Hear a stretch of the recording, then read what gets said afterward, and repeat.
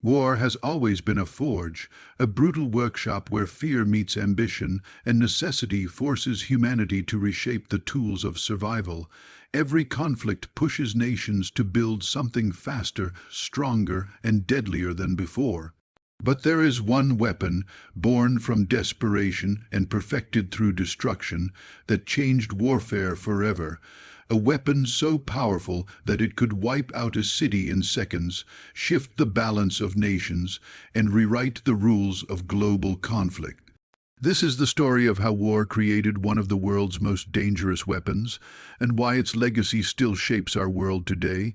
It began not with explosions, but with ideas.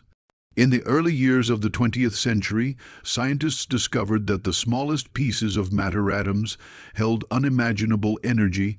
If one could split them, even a tiny amount, the release would be catastrophic. At first, it was only theory, a distant possibility, but the world was moving toward darkness, and the clouds of World War II were gathering. Soon, theory would become the most dangerous reality. When the war ignited, nations raced to build weapons that would decide the fate of continents.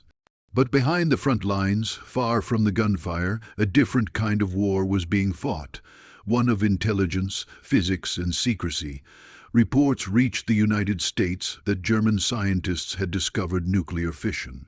If true, Hitler could be on the path to an unimaginable superweapon. The idea chilled strategists and scientists alike.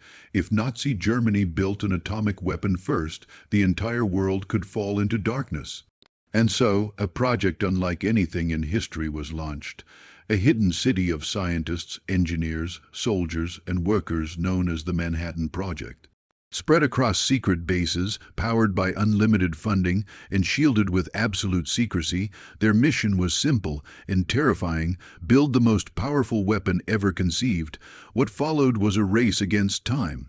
The brightest minds of a generation, Oppenheimer, Fermi, Szilard, and many more, worked day and night, but every solution opened the door to new problems. Materials that didn't exist had to be created. Machines that had never been imagined had to be built. Entire towns rose from empty deserts, filled with people who knew only one thing: what they were doing could end the war, or end the world. As the scientists pushed forward, the reality of their creation began to haunt them. They understood the math, the physics, the theories, but they also understood what they were unleashing. Some feared they might trigger a chain reaction that would ignite the atmosphere itself. Others worried they were giving humanity a weapon it would never be wise enough to control. But the war was raging and the project moved forward. By mid-1945, the weapon was ready for its first test. The world held its breath, though it didn't know why, on a quiet morning in the New Mexico desert. The device was placed on a steel tower. The countdown began. Scientists crouched in bunkers miles away, unsure of what they were about to witness. And then the desert lit up brighter than the sun. The explosion tore through the land with a force beyond imagination. A blinding fireball, a rising mushroom cloud, shockwaves that shattered windows miles away. The ground shook as if the earth itself was recoiling. When it was over, a crater of molten glass lay where the tower once stood. In that moment, humanity crossed a threshold it could never return from. The weapon worked, and the world would never be the same. Just weeks later, the bombs were used in war for the first, and so far the only time in human history. Cities vanished in moments. Tens of thousands of lives were lost in a flash, and tens of thousands more in the days that followed. World War II ended soon after, but the shadow of that weapon remained, stretching across continents, governments, and generations. But the story didn't end with victory. In many ways, it had only begun.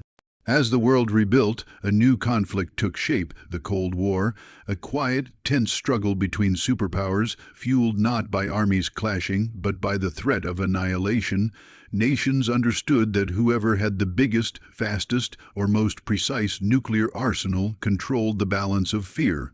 As one country built a bomb, another built a bigger one.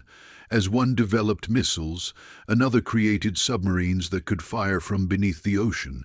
The planet became a chessboard, and nuclear weapons were the pieces that could end the game in a single move.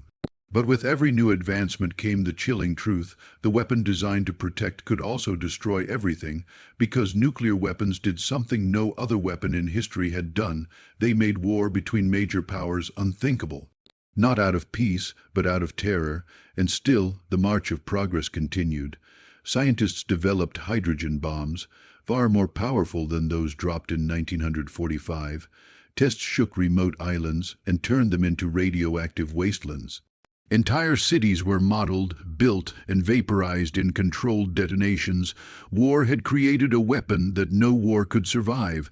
Over time, treaties were signed, stockpiles were reduced, testing slowed. But the weapons never went away. Today, more than 9 nations possess them. Thousands of warheads remain active, sitting deep in silos, waiting in submarines, or hidden in secret bases. Some are old and unstable. Others are ultra-modern, capable of precise, devastating strikes. And as geopolitical tensions shift, the shadow of nuclear conflict stretches across the world again. But perhaps the most dangerous aspect of the weapon born from war is not its explosive power. It is how easily it can end everything in minutes. A single miscalculation, a single radar error, a single leader making the wrong decision. That is all it would take. Yet despite the danger, these weapons have shaped global politics for decades. They maintain fragile peace between nations that might otherwise collide. They intimidate enemies, reassure allies, and influence everything from diplomacy to military strategy. The world is safer because of them, and more dangerous at the same time.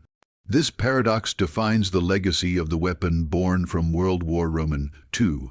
It was created in a moment of fear, used in a moment of desperation, and preserved in a moment of paranoia. But it remains with us, a reminder of humanity's greatest brilliance and its greatest folly. In the end, the weapon itself is not the true danger. The danger lies in the hands that hold it, in the decisions made in hidden rooms, in the calculations that assume humans can control something capable of uncontrollable destruction.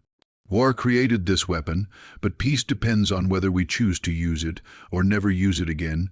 Humanity has built many powerful tools, but none more dangerous than the one forged in the fires of World War II. A weapon that changed warfare, changed nations, and changed history forever. And as long as it exists, the world will continue to live under its shadow, because the most dangerous weapon ever created was not born from hatred or ambition alone. It was born from fear, fear of losing, fear of falling behind, fear of letting the enemy strike first, and as long as that fear remains, the weapon will remain too. This is how war created one of the world's most dangerous weapons. And this is why its legacy will echo for generations.